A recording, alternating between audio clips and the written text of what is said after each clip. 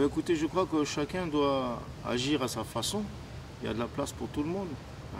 Il y a de la place pour ceux qui ont plus envie de se concentrer, de se lancer dans l'écriture, dans l'interprétation ou dans l'action. C'est un choix personnel.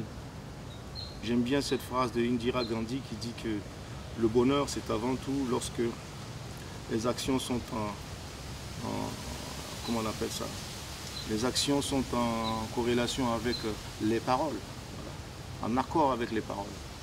Et j'aime bien ce que Gandhi a dit, parce que c'est aussi ma position, le bonheur ne peut être que ça. Vous ne pouvez pas passer votre temps à dire à votre femme que vous l'aimez et que ça ne se traduise pas en acte d'amour. Ça serait ça serait du mensonge purement et simplement, ça serait de l'hypocrisie, on peut appeler ça comme on veut.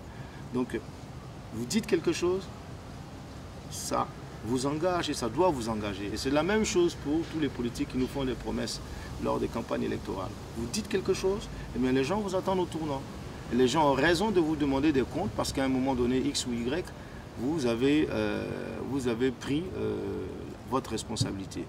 Il y a des années de cela, enfin, les époques se perdent, mais il y a un temps où lorsqu'on donnait sa parole, c'était une parole d'honneur, on ne pouvait pas y échapper. Aujourd'hui, c'est vrai qu'avec les médias, la communication, etc., il y a tellement de discours qu'on a fini par le banaliser. Mais c'est important. Pour moi, un homme, c'est quelqu'un qui dit quelque chose. C'est quelqu'un, lorsqu'il dit quelque chose, qui fait en sorte que cela se réalise. En tout cas, qui fait tout pour que cela soit.